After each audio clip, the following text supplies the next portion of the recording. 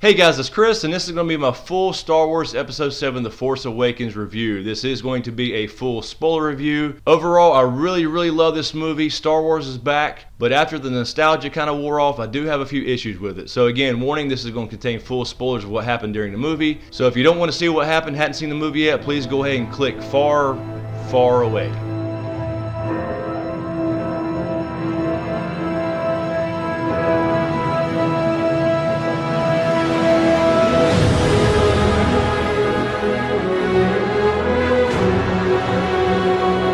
First off, overall, I really love the movie. I think it pretty much lived up to the hype in most areas. I think it felt like Star Wars. It felt a lot more realistic than we're used to with the prequels, although I'm not a prequel hater. I had mentioned in a previous video that this would probably mirror Episode 4, A New Hope, and it did that, although it did that a little too much in some cases, I think. But with this film, you know, you really love the characters right off the bat. I really loved Rey. I really loved Kylo Ren as the villain, which kind of surprised me. I didn't think I would like him as much as I did. I really love Finn. I really love Poe. He was a cool-ass mobster-style, gangsta-ass, flyboy badass. The visuals are outstanding. The action was great, balanced with good comedy. It wasn't overdone. It was in the right places. The classic Star Wars one-liners. I really loved all that as a movie, as a whole, as a production. The acting, the music was great. I mean, John Williams is a genius. So let's quickly go through the movie, talk about basically what happened throughout the film. I think it pretty closely matches what I'd said in a previous video about the plot and how I think it would pretty much go down. And then we'll go through the light side, the things I loved about it, and also the dark side, the things I didn't like about it. Because again, as pumped as I was and still am that Star Wars is back, after the euphoria kind of wore off, I did have some issues as I started thinking through things. First of all, we had a similar story to Episode 4, where you had somebody looking for some droids with some kind of secret plans or map in this case. So we had Kylo Ren going after Luke Skywalker. Apparently the First Order's been looking for him as he's been missing. And BB-8 had the map that they needed to find Luke within him, and Poe Dameron tells him to go away as the First Order attacks the little village where they were at in the opening of the movie on Jakku. Poe gets captured and taken to the Star Destroyer above Jakku, and Finn ended up being a stormtrooper who was apparently on garbage duty and got promoted to Captain Phasma's crew and went down to the planet with Kylo Ren looking for this droid. He didn't like how shit was going down. Finn was scared, and Ren actually sensed that for a second when he was kind of looking around going, what the hell am I doing here? I got to get the fuck out of here. We see Rey, who's on this planet and apparently been placed here since she was young, and she's marking off the days as she's waiting for her parents to return. She is a scavenger. She's going to scavenge different parts off these old Star Destroyers and turning them in for basically food. Finn helps Poe escape on the Star Destroyer. They escape together in a TIE fighter, and they end up crashing on Jakku as they get shot down. They get separated. Finn comes across the village that Rey's in, and of course Rey gets involved when the Empire comes looking for them and the droids. They figured out where they went. They end up escaping Jakku because apparently she had fixed up the Millennium Falcon that somehow got there, and somehow she knew how to fly this thing. Basically outran two TIE fighters while Finn shot them down. They get out into space. They get captured by Han Solo, who is apparently went back to smuggling, and he has this smuggling vessel and tractor beamed the Millennium Falcon up into its hull, and that's how Han gets involved. They basically tell the story about how they got BB-8 and he's got to get back to the Resistance. He knows of the Resistance, but apparently he's been MIA as well for the last, we don't know really how many years, because apparently him and Leia have kind of been separated, and they immediately let you know that it was because Kylo Ren was their son. Kylo Ren's actual name is Ben Solo. To get them back to the Resistance in their base, Han takes them to Maz Kanata in her little castle thingy. She seems to know the Force, although she says she's not a Jedi, and she happens to be carrying around Luke's old lightsaber, which also belonged to Anakin, in a box downstairs in the basement. Rey is kind of called down there. She touches it, and she has this Force vision, and that was pretty much everything we saw in the original teasers, where we saw Luke with his hand on R2-D2, where we saw the Knights of Ren. She had this experience and it scared the shit out of her. She tries to run to get the hell out of there. She never wants to touch it again. She's not sure what the hell's going on. And of course, there were some First Order spies within this castle or cantina style place that was in Maz Kanata's. The First Order comes and attacks this castle, and when Kylo hears that the droid is with a girl, he obviously knows something about this girl. He's heard about her before. Although Rey's parentage was not really revealed to us, only 2 more years to wait for that. During this battle, Finn gets the lightsaber of Luke's and starts using it, and I'm not sure how he knew to use it or even how to turn it on, because he is apparently not force sensitive at all, like we all kind of thought he would be, being the one he's holding the lightsaber in the fucking movie poster. They have this battle where the Resistance shows up with their X-Wings, and during this time Rey is running out through the woods trying to get the hell out of there with BB-8, and Kylo Ren finds her and they meet up in the woods. He actually says something to the effect of, the girl I've heard so much about, and uses the Force and realizes that she's seen the map, so there's no need to go after the droid anymore, so they take her hostage, and he knocks her out with the Force. So we get back to the Resistance base, and General Leia is there, no longer Princess Leia, and her and Han has some dialogue back and forth about their son, who is apparently trained by Luke as a Jedi when he was very young, but something went wrong.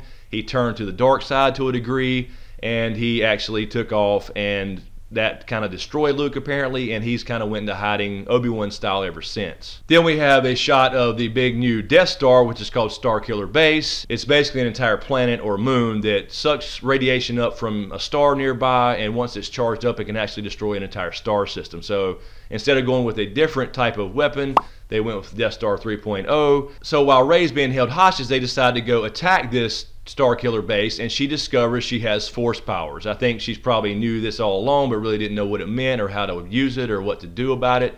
But she somehow figures out to do a Jedi mind trick on the stormtrooper in the room while she's being held captive in the same chair or table, whatever you want to call it, that Poe Dameron was in earlier, being interrogated. Kylo Ren comes in and tries to interrogate her and realizes she's strong in the Force.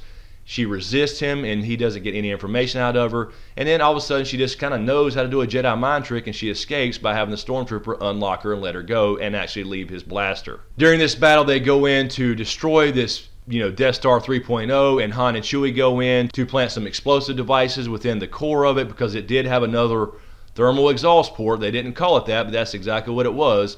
They go in, and he confronts Kylo Ren and calls him Ben Solo. Goes up to him and says, "Come home with us." And he actually has a good touching moment with Kylo Ren there, and I think Kylo was really thinking about it. He's really conflicted, and that's kind of what I dig about him as a character. He's not just this pure evil, stone cold bad guy. He's still conflicted and not afraid to show that emotion, and he did, and he ended up turning and killing Han Solo. Very sad moment, but I kind of saw this coming. I don't think this is something we really were surprised by. And actually, I expected Chewie to go with him. I thought Chewie going after Kylo after he killed Han, because he did shoot Kylo and he actually got shot. And that's another thing I really liked about this movie, is people actually got shot. Rey and Finn and them escape off into the woods, and then Finn tries to fight Kylo with the lightsaber again that was Luke's. He apparently knows how to use it to a degree, although he's never had any training at all. But he ends up getting knocked out and damn near killed by Kylo. And then Rey picks up the lightsaber as Kylo tries to out of the snow. And of course, she pulls it to her and fights Kylo and ends up whipping his ass. And that was kind of shocking, because she's never been trained with the lightsaber. And there was actually cool scenes, though. They actually nicked each other with lightsabers. Usually we don't see anybody actually get hurt in these movies. And she ended up whooping his ass, and he's got this big scar now, kind of akin to Anakin, on his face that I'm sure we'll see again in episodes 8 and 9. So she got real powerful real fucking quick. We do see Leia have a little feeling when Han dies, so we know she's still strong in the Force, although she's not a Jedi, and she went the general route as opposed to Jedi training, but she does feel when Han dies. And then all of a sudden, R2-D2 wakes up, who had been sitting in a corner under some kind of sheet in low power mode because Luke's been missing. He's just been depressed, I suppose. And he just kind of wakes up, comes out of low power mode, and says, "Wait a minute, I got the rest of the map right here." So R2 and BB-8 join their two pieces of their map together to form the entire map. X marks the spot. Rey, at the end of this, leaves Finn there on the base. He's been knocked out. He's still unconscious. She takes off with Chewie and R2 apparently and BB-8, and just hugs Leia and takes off to find Luke. She ends up going to this planet, and Han had said earlier in the movie that he was going to find the original Jedi Temple, and they go off to find Luke. And she finds him on this planet and walks up these old stone stairs, sees Luke there in his Jedi robes looking out over the water, and he turns around and she offers the lightsaber to him, and he doesn't say a fucking word. Roll credits. So that's basically how it went down. I'm going to go see it again probably just to get more stuff out of it. I'm sure just being in the moment there, I missed a whole lot. So let's talk about the light side first, the things I really loved about it, and then we're going to go to the dark side and talk about the things I really didn't care for. So as I said in the beginning, I love the characters. They're fucking great. They did an outstanding job. Daisy Ridley is really badass. She's going to be a great character. You love her immediately. You're immediately invested in these characters, Finn and Poe and Rey. And I really love Kylo Ren. as the new kind of villain in the movie, because he's not pure evil guy. He's still conflicted. I actually thought before I saw the movie that I would not like the scenes with him without his helmet, but I actually liked it. It showed that he was still young, human, conflicted about the dark side and his mission and the truth, and it really shows this kind of character depth to him. So I really like him as the bad guy. I didn't expect to like him that much, but I really, really do. The movie feels real. It feels authentic. You know, it feels like something that would happen if you saw this universe, as far as people actually getting shot and the visuals and the dogfights over water and over land. I mean, it really felt real, and it felt very much like a Star Wars film. I think the acting was great. I like the overall balance of the comedy versus the action. It was well done. I like the one-liners. There were some nods to Episode 4, A New Hope, or the original trilogy for that matter. And I thought that I would want to see more lightsaber type action, but you know what? They went back to a more simplified lightsaber fight because Rey wasn't trained and Ren really doesn't know what he's doing quite yet, apparently. And I really thought it was kind of cool to go back to a very simple form of lightsaber fighting where they just have one hand, maybe two, but very simple strikes, a couple spin moves, but nothing too fancy where they're dancing off trees and doing flips and shit like that. So I actually kind of dug that. It went back to basics, went back to the fundamentals of Star Wars, and that's what I really loved about this film. Now, there's a lot more I loved about it. I just wanted to do kind of an overview there, but let's get into the dark side, some things I really didn't dig about it once I started thinking about it, again, once the nostalgia kind of wore off. So first thing I don't like about the movie is apparently anybody that picks up a lightsaber automatically knows how to use it. As we know as Star Wars fans, that a lightsaber is not just about swinging a sword that has a plasma blade on the end of it. You actually have to use the Force to do that. Now, sure, I can see kind of Finn being an ex-stormtrooper that learned how to fight a little bit, probably picking a weapon up and knowing how to swing it around pretty decent, but as far as a lightsaber fight, I don't get the fact that Finn, and Rey for that matter, just picked up the lightsaber the first time. They looked like they had used one plenty of times before. As much as I love Rey, I don't understand how she can just learn to use a Jedi mind trick as soon as she discovers she has Force power. She has these Force visions, and then when she's captured on the Death Star 3.0, apparently she has the wherewithal to know how to use a Jedi mind trick and escape. She just had been using the Force for literally 5 minutes and she already knows how to do a Jedi mind trick. And then going into that as well, when she fights Ren near the end, she's just too damn good, but she's never been trained like at all. At that point, she had been using the Force for about 30 minutes as she tried to escape, and then picks up the lightsaber and acts like she's been using it for 10 years. And another thing here, although I knew it would probably parallel Episode 4, A New Hope, was that it paralleled it a little too much. This was essentially the same story to me. Although it was done really, really well, I think it was a little too close for comfort as far as the same storyline. Basically, you had droids carrying something of importance, in this case BB-8 carrying the map apparently to get to Luke, whereas in Episode 4 you had the droids carrying the Death Star plans. You had Death Star 3.0, as I keep referring to it as. You even had the trench run and the thermal exhaust ports. Now, technically it wasn't a thermal exhaust port this time, but basically that's what it was. It was just something with a cap over it. They had to blow the cap off and then fly in, blow some shit up to destroy the whole planet. Another thing I think, you know, as far as the lightsaber fight between Ren and Rey at the end, was that Ren should have died. He got his ass whipped, and not necessarily died by her, but when the planet exploded and the big rift formed in between them after she had knocked him on his ass, she took off in the Millennium Falcon, and it was immediately whisked off the planet and escaped right before it exploded. But it didn't really give you that sense that he had time to get back and escape that planet, including Captain Phasma and all the other characters that were still on this planet. Another thing I'd like to add is, I noticed, is when he went out to fight Kylo and Finn in the woods, he didn't have his mask because he had dropped it when he was talking to Han Solo before he killed him. So he had left this mask on this bridge in this big central area that had to be destroyed, that Han and Chewie had planted the explosives in.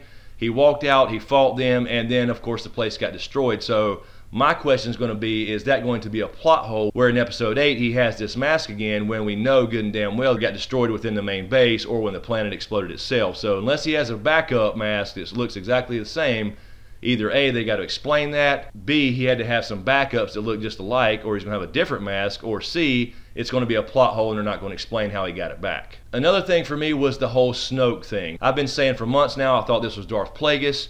He did look to be like a modified Mune character, or Mun again as some people call it, because I believe they did modify his appearance in the Tarkin novel as far as how Munes look. So this could still be Plagueis, it may not be Plagueis, it may be a completely different character. They were calling him Snoke, but at the same time he said at the end, bring me Kylo Ren, it's time to complete his training. giving you the sense that he hadn't been telling him everything or telling him the entire story. And again, not that I expected him to answer every single question in his first movie, introducing new characters and setting it up for the next two, but at the same time, you'd like to know a little something about how Ren fits in with this Snoke character, who I still at this point think is Plagueis, because there's no reason not to. I mean, this was just a giant hologram. You never saw him in person. So I believe he is 7 feet tall according to the sources that I talked about before, but there was really just no answer as to really who he was and where he came from. One of the biggest problems I had was Luke. He wasn't in the film but literally 30 fucking seconds. Now I didn't expect him to be all through the movie. I completely understood that and said in previous videos that I think he'd probably show up near the end. But not to even have a single line of dialogue like, hey, Rey, I was expecting you, or, you know, hey, fuck off, leave me alone, something. Not a single line of dialogue, just a 20-30 second clip of him looking out over the ocean and turning around and seeing Rey there reaching out with his lightsaber. So we literally waited 30 damn years for Luke Skywalker to appear back on the big screen, and we get him for 30 seconds. And also, to go back to Snoke for a second, it was just the fact that, you know, Andy Serkis being one of the best motion capture actors in the world, if not the best, in my opinion, he gets literally a minute and a half of screen time, and it's not even in person. I mean, they didn't have to necessarily give us the actual answer about who Snoke actually is and where he's been and where he came from, whether he's Plagueis or not, but you just saw him in a hologram, and a 25-foot hologram at that, which was kind of cool in itself, but I would like to have at least seen him in person, perhaps at the end after they escaped or something, where Kylo meets up with him in person, wherever this secret destination is he's, you know, projecting this hologram from. And I thought that would have been at least good to see Andy Serkis in person. I was kind of disappointed on not actually seeing Snoke. And one thing that kind of bugs me, not necessarily in the part of the storytelling, because I think it's actually good as far as the story goes, but Finn is not force sensitive. We were kind of tricked here. We see Finn on the poster of the fucking movie holding the lightsaber as if he's a Jedi in training.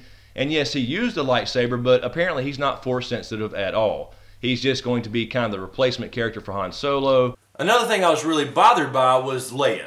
Leia didn't get a whole lot of screen time in the first place, which I understand. Again, this is the transition from the old characters to the new.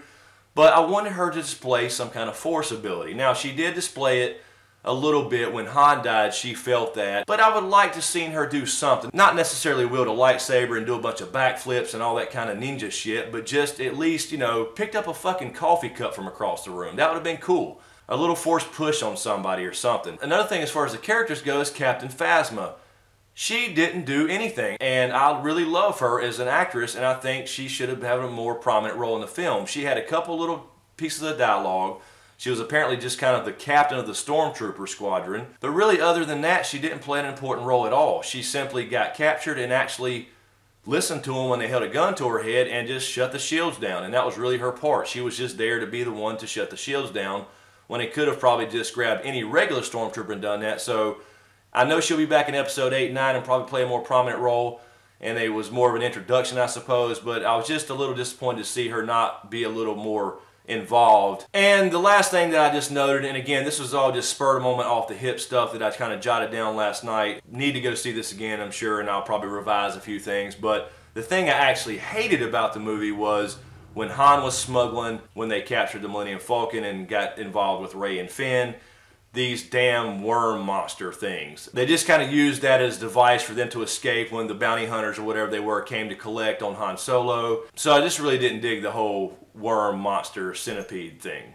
So that's really all I thought of off the top of my head when I jotted this stuff down after getting back from the movie last night. I was up really, really late, so I'm sure there's a lot more that I like that I didn't mention. So I'm not trying to be overly critical here. It is Star Wars. The bottom line is it was still a great movie. It's still a good story because the original was a good story. I love the characters. I love the screenplay. I love the acting and the dialogue and the comedy and the action. It felt real. Although there was a little sense of, you know, again, once the nostalgia kind of wore off, you kind of came back and started thinking about some things that didn't make a lot of sense, and that was some of the things that I just went through. It is Star Wars. Overall, I love the movie. I'm glad it's back, and I just got that feeling that you have when you go see a Star Wars movie. You see Star Wars pop up on the screen and start playing, and everybody starts cheering, and the crawl rolls by, and you know the camera's going to pan down on some planet and a ship's going by because that's the standard Star Wars opening sequence. So I got that feeling again like back in 1978 when I saw the first one the first time in the movie theater, which was the first movie I ever saw. So overall, I really loved it. There was just some things I didn't dig about it, but I gotta be honest about it. I can't just get on here and say, it was great, it's fucking Star Wars, I absolutely loved it, I'm so pumped about it, which I really, really was, and I really still am. But I just want to be completely honest about some of the things I didn't like. So anyway, that's all I have for now, guys. My question to you, of course, is what did you think about the film overall? Did you love it or hate it? And also, did it live up to the hype? I know we go in there with that feeling that Star Wars is back, you're pumped up with all the euphoria and, you know, hype and all that kind of shit, and you're ready to see it. And then during the movie, it's fucking great because you're seeing old characters and the Millennium Falcon and all that shit and TIE Fighter and X-Wing battles, and you're so pumped up about it, but then you kind of get out of the theater and it starts kind of settling in that what happened was not exactly what you expected. So you kind of come back to reality and you get grounded a little bit. Overall, I really, really liked it. It did live up to the hype for me for the most part, except for a few things. I'm really excited and I'm really happy with it. So again, thanks guys. Let me know what you think in the comments below. I'm working on several videos right now. I got another Game of Thrones Q&A I'm working on, as well as Bloodraven Part 2 that'll be out after this. So check those out. In the meantime, you can click here for Bloodraven Part 1 for you Ice and Fire nerds. So thanks again, you guys. Thanks for all the support. I really, really appreciate it. Thanks for watching, and we'll see you next time.